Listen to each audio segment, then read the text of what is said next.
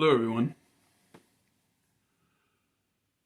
Some of you that have seen my other videos know that one of my avocations is history.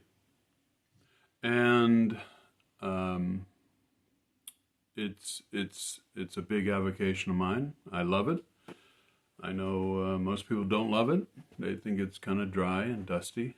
It doesn't really pertain to them. But yeah, I got a thing for it, you know. Today, I want to do a quick video and talk about how many people saw what was coming down the tracks, saw what was happening in pre-war Germany, and said, hey, I'm out of here. I'm gone. I don't like this. It's definitely not going to get any better. And I am striking out for parts unknown, or perhaps parts known. Whatever, they left. So, in the early 30s, Adolf Hitler was elected Chancellor of Germany in what was considered, a free and fair election. And by all accounts, historical accounts, it still is looked at that way.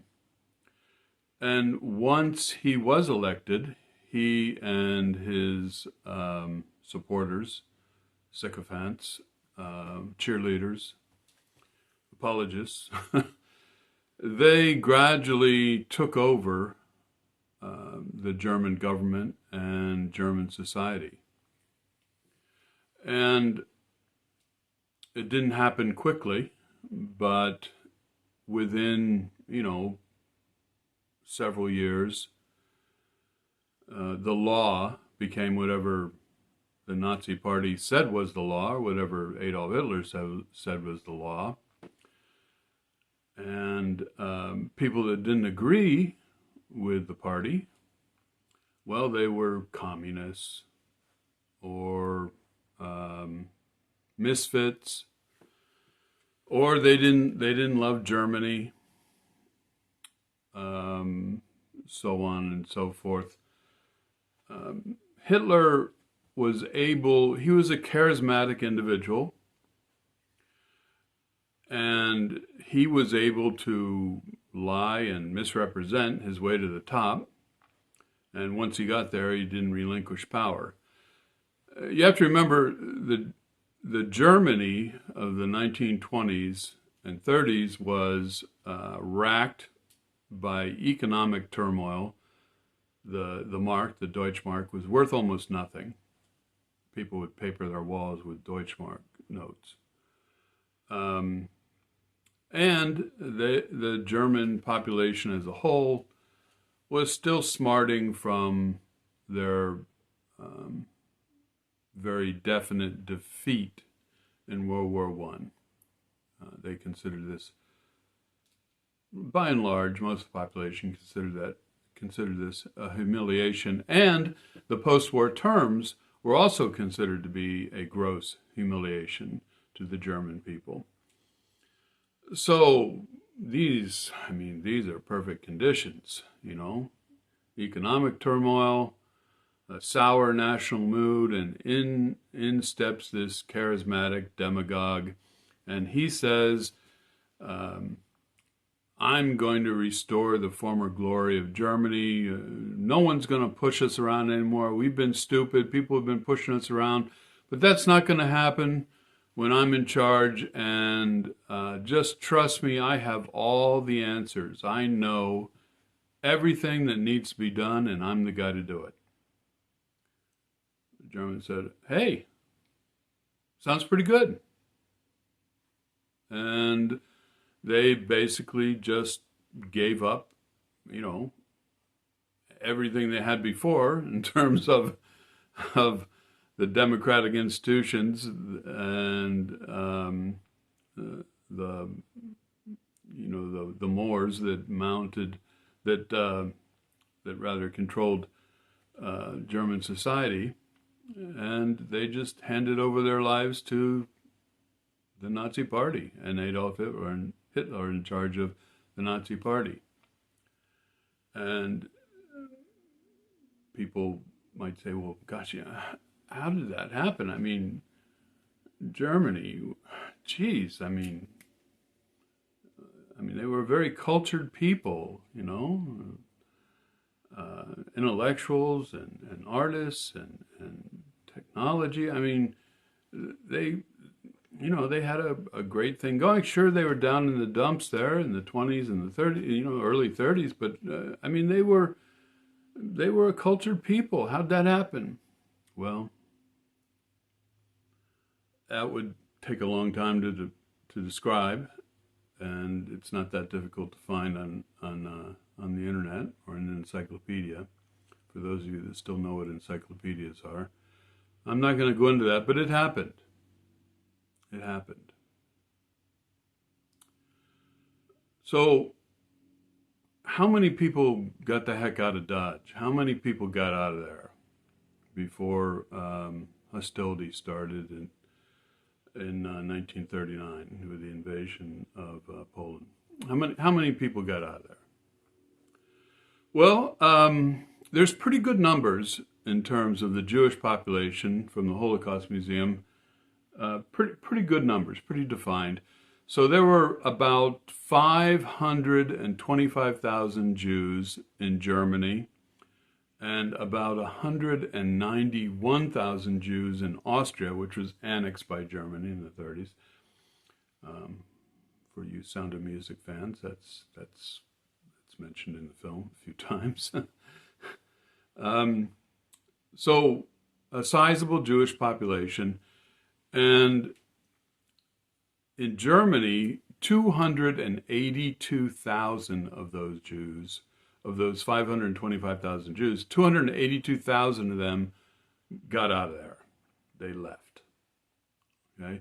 And in Austria, the 191,000 Jews, 117,000 of them left.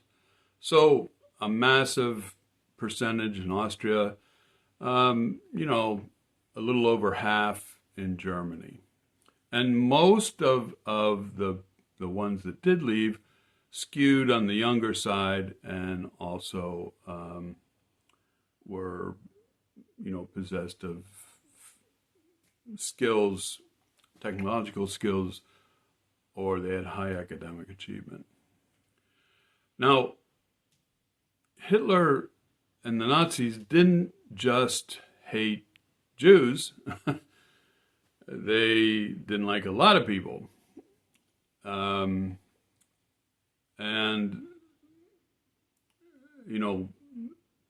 people that were not Jewish were also targeted, academics, theologians, entertainers, many people in the arts. If they did not conform with what the German government, which was the Nazi Party at this point, if they did not conform with what they thought was the right way to be, the right way to look, the right way to act, the right things to say, then, they were subjected to punitive measures. Sometimes they couldn't work, sometimes they were in prison, sometimes they were put to death. It just depends on what you did and how angry it made someone in the government.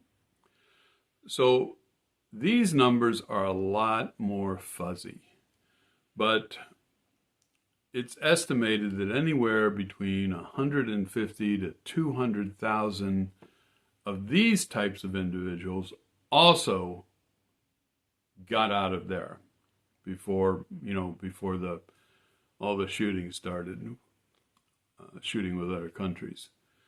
So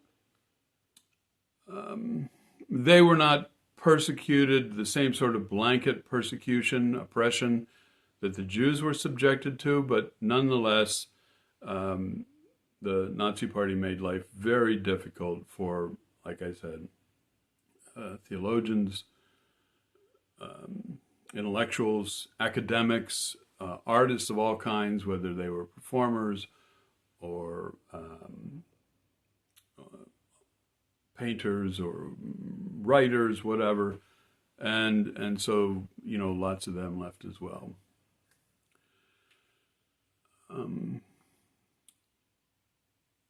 The people that got out of there, they were known after the cessation of World War II. They were generally described as, quote, the smart ones, unquote. And that description is still used today in many circles. So they saw the fascism in the beginning, in its nascent stages. It's not like all this happened at once. It took time. And they saw the fascism growing and taking greater control over the country, over the people, over society. And they said, no thanks. I'm out of here. And that's it for today.